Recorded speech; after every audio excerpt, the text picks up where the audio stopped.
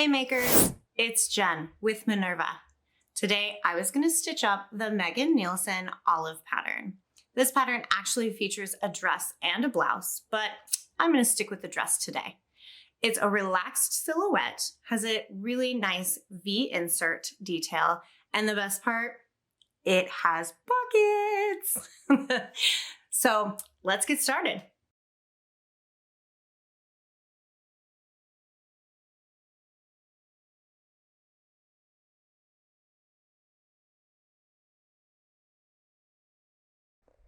I am super excited to be cutting into this light pink stonewashed ramie fabric.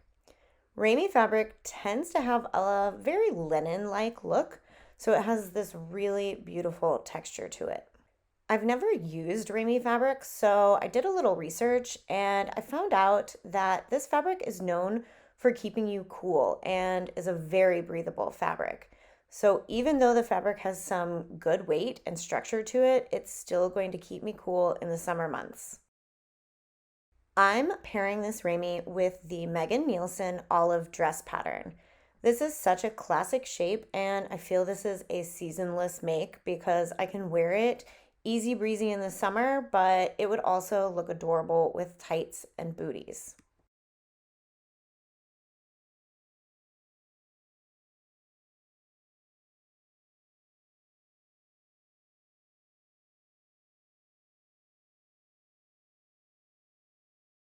I just want to jump in real quick. These use a bias binding, so it uses a bias binding along this neckline as well as along the sleeves. Bias bindings are notorious for taking up a lot of fabric. So if you're really short on fabric, or you may be playing a little pattern Tetris with your fabric, these bias cut pieces can actually be slanted off grain. You just want to still be able to have some pull to your fabric. That's the point of having a bias binding, so that it curves around, any kind of curved or like a neckline or anything like that. So it's definitely possible to kind of go half grain, and you can really kind of preserve a lot of fabric if you needed to. Otherwise, you can cut these along the bias grain. It's just a little quick tip that you can do with a bias binding. I definitely would not suggest it on any kind of dress or bias cut top or something. You might get some wonky seams there, but in simple things like a binding, you could definitely do these kind of off grain a little bit.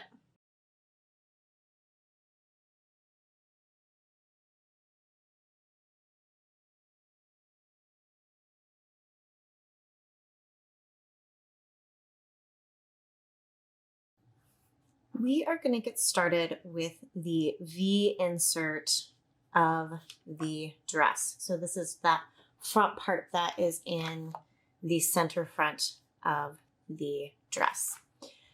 I don't want this part to stretch out, so I am going to be using some of this form band bias tape.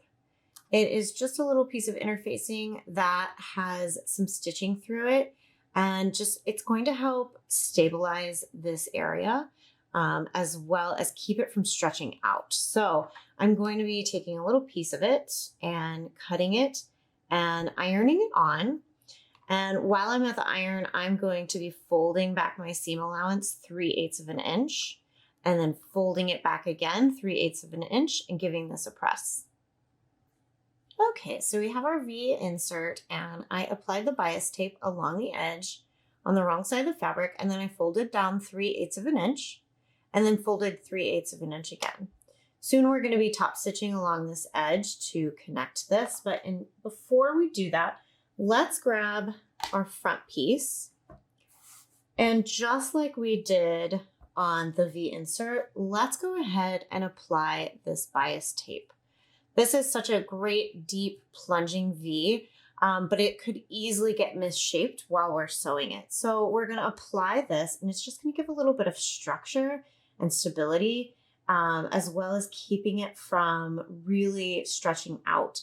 I recommend using this instead of doing a simple basting stitch. I find that this keeps its shape without getting the puckers that a basting stitch might use or might cause. So we're just going to cut some pieces the length of each side of the V, and then we will press them with the iron.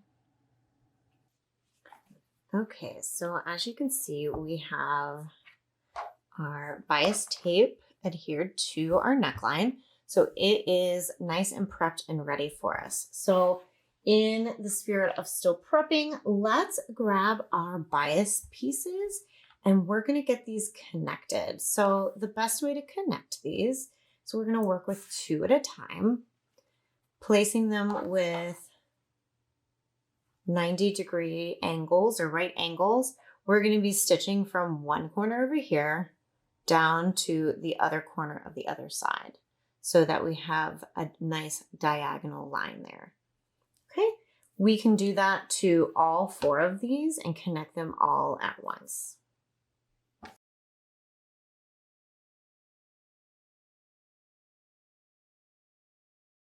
And the perfect color for this light pink ramie fabric was Gutermann thread number 43. We went ahead and stitched our bias tape. Now we're just going to clip these seams. I'm using some pinking shears. You could easily just use some scissors. Pinking shears just might help if there's going to be any unraveling or anything. So I'm going to clip these.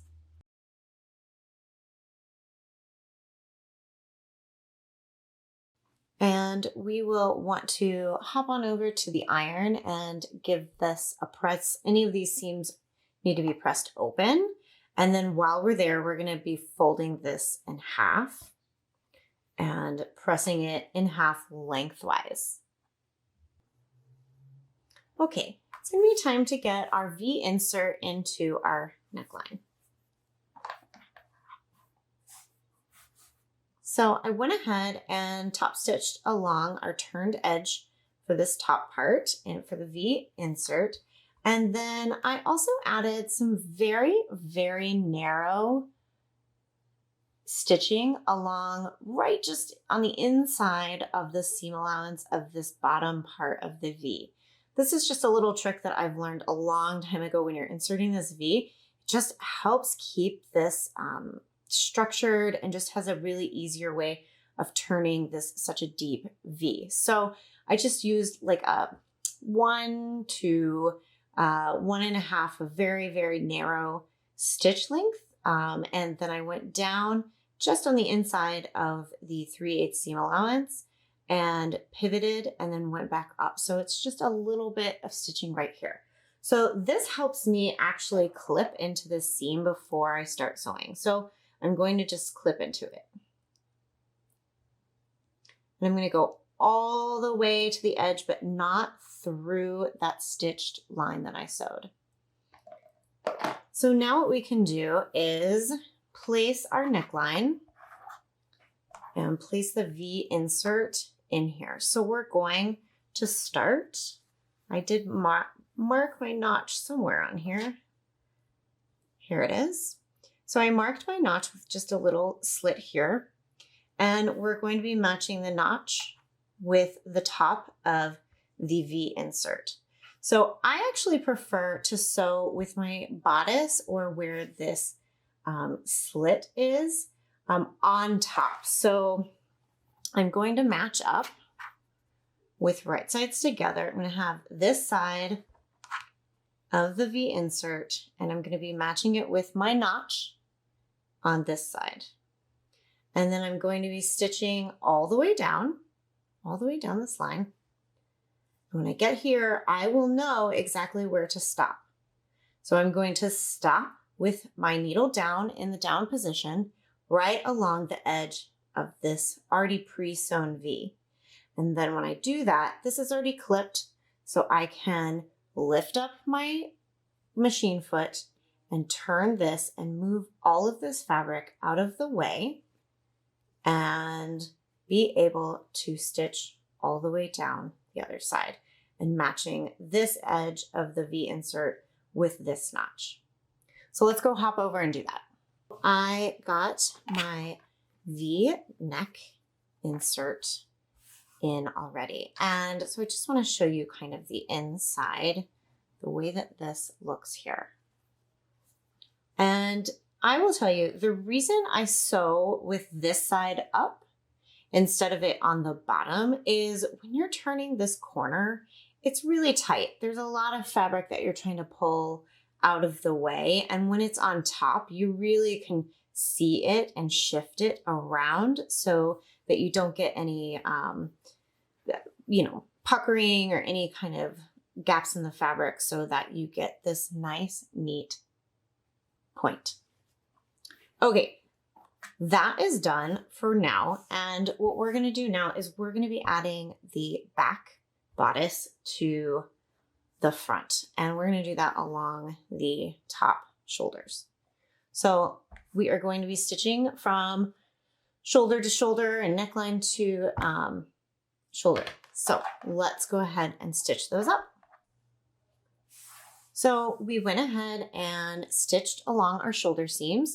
I took this chance to add some serging along the edge to add some seam finishing. You can do serging or use some pinking shears or maybe a Hong Kong seam if you wanted. But whatever you plan to finish your seams with, you should start and do your shoulder seams now. So next we're going to be putting on the back binding pieces. And I went ahead and opened these up and pressed them open. And then I did all three seams, and then I folded this in half and pressed it in half as well.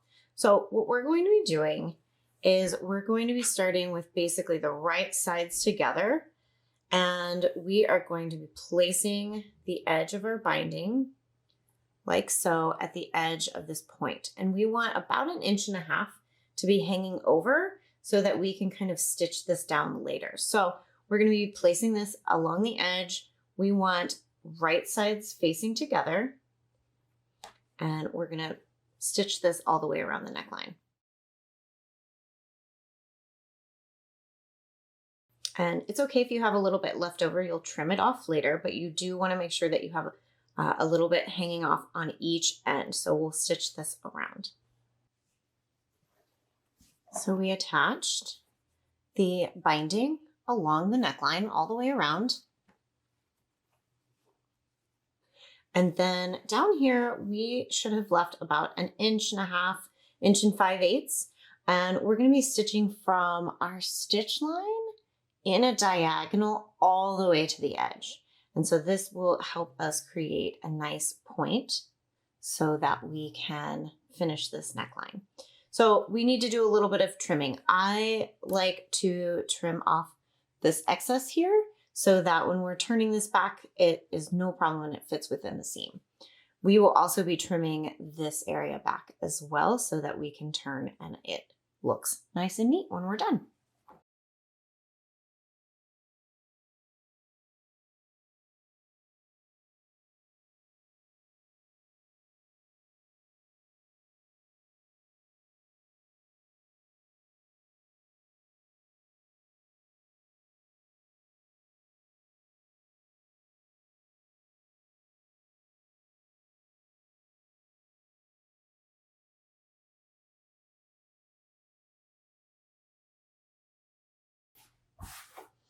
Okay, so now we can start to press this back.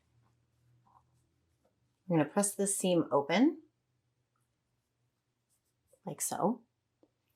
And then this piece is going to turn under. You can trim this if you want, or you can leave it.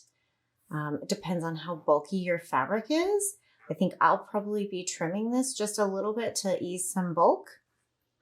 And we'll press this back. If you want, you can also add some understitching along this seam. So when you understitch, you don't want to be catching the front of your bodice. You just want to be catching your bias and this additional seam allowance. So you would just do a very narrow top stitch, which is considered understitching, and it'll just help turn this a little bit easier and keep it turning back after you wash and wear this a few times.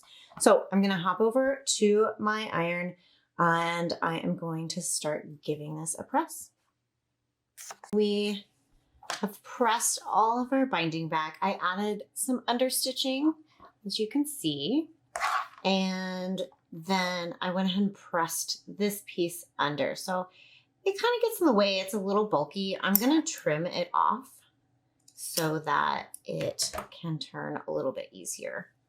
So now that we have this all nice and pressed, it's going to be time to stitch along the edge of this binding.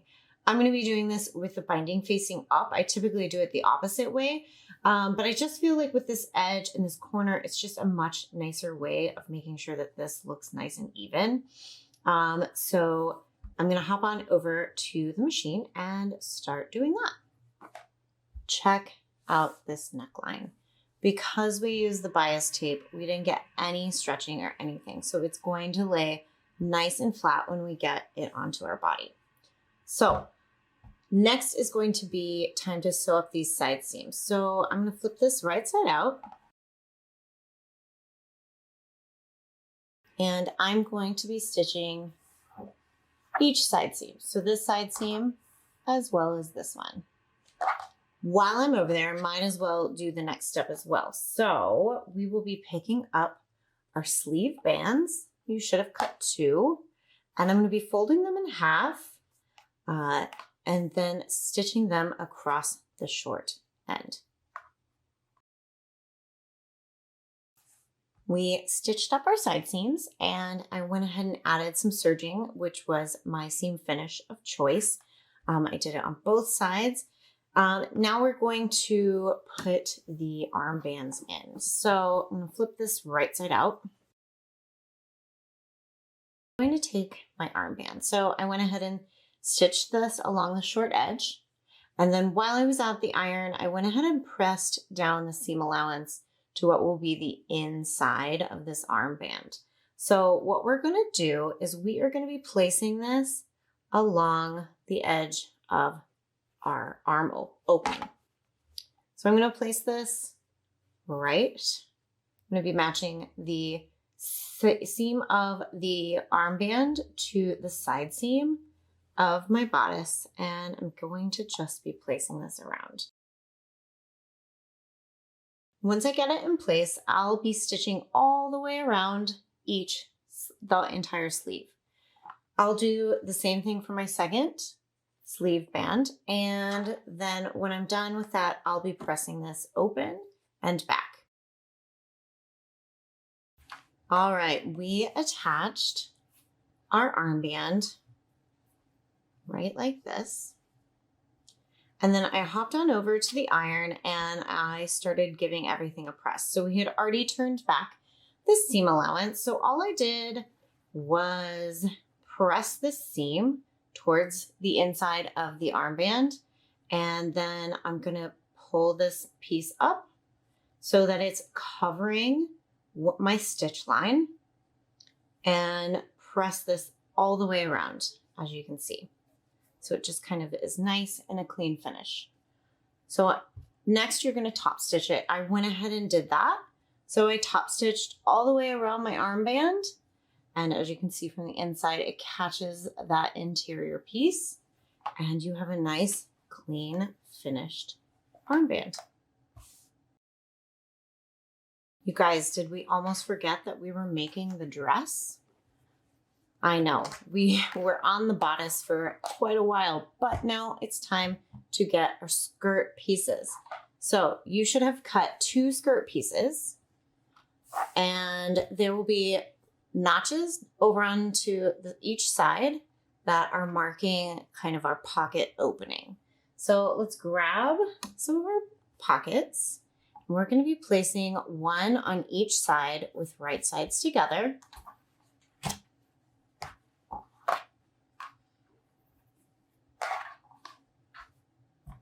And placing our pockets together. Now we're going to be stitching all the way from the top, all the way down to the bottom, okay, on both sides. And then we will repeat it for the second skirt piece with the front and back pocket pieces as well.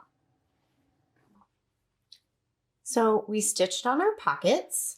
I went ahead and added some seam finishing along this edge with the pocket so that it will get a nice finish at the end. I also added some understitching along the edge of the pocket so that it stays turning once we wash and wear this, and it's just kind of a nice finish. So let's get these skirt pieces together. We're going to do that with facing them right sides together.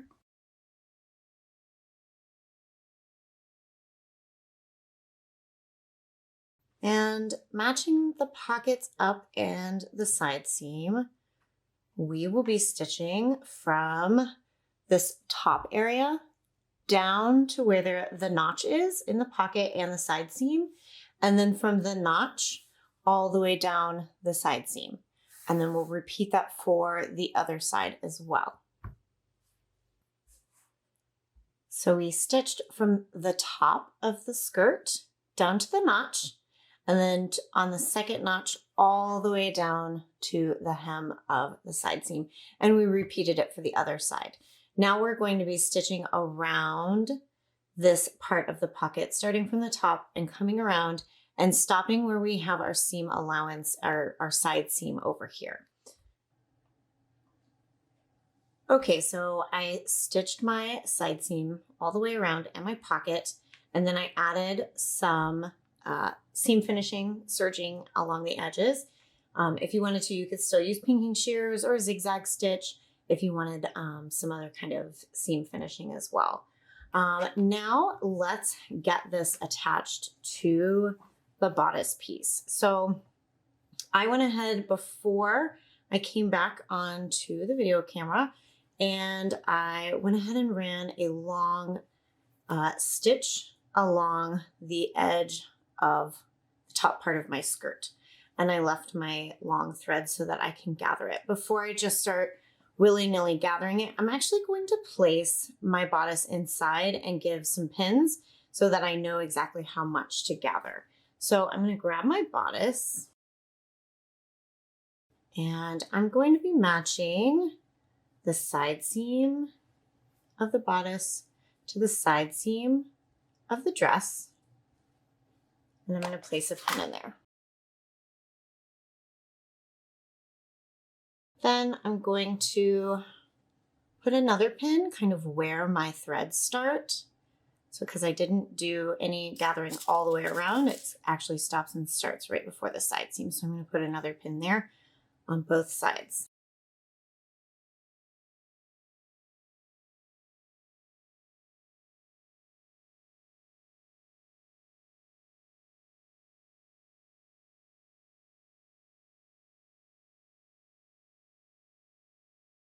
While I'm pinning this, I'm going to leave this pocket unattached.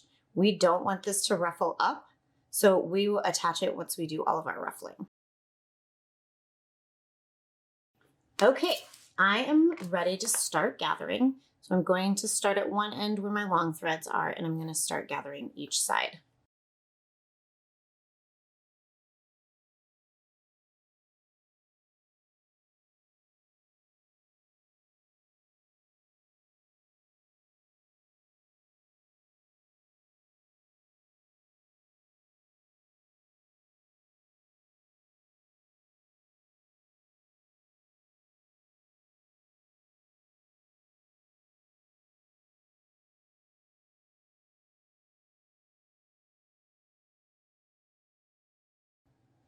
When I think I'm close, I like to actually wind this around my pin so that it keeps it in place.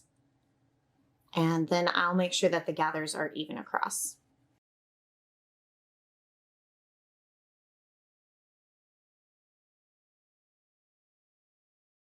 Now that I have it pretty even, I'm just going to start kind of pinning so that it's just easier when I'm funneling it through my sewing machine.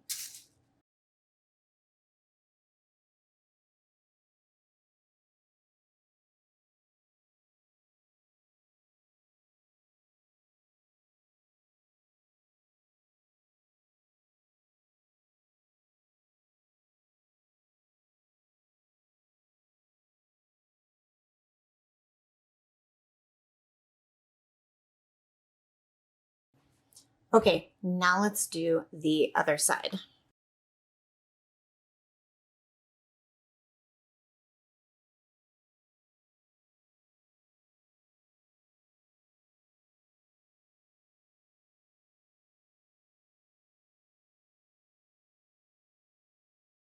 And again, when I've determined it's about the right length, I go ahead and kind of wind this around my pin so that it stays. And then I even out the ruffles.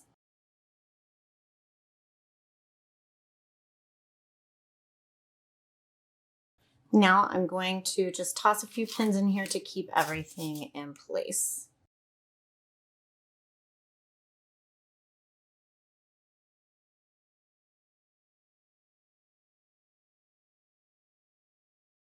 Okay, it is time to stitch this around. Before I do that, I'm actually going to pin my pockets into place, making sure they're facing towards the front, and pin them into place. You can go ahead and use one of the pins you're already using, but we want to just put them in place so that we can sew them down all at the same time. Okay, we're going to stitch all the way around the waist seam. So I have stitched all the way around the waist seam, and then I added some serging as some seam finishing. Now I went over and gave everything a good press, and I went ahead and started pressing my hem. The instructions use a 3/8 hem, double term hem. I went ahead and just went with a 1 inch. I wanted just a wider hem, as well as I had a little bit of extra length, so I kind of took that up without trimming off anything. So what I did is I just went around and pressed this up 1 inch and then pressed it up again. And now we're just going to do some top stitching along the edge, and this can be considered done.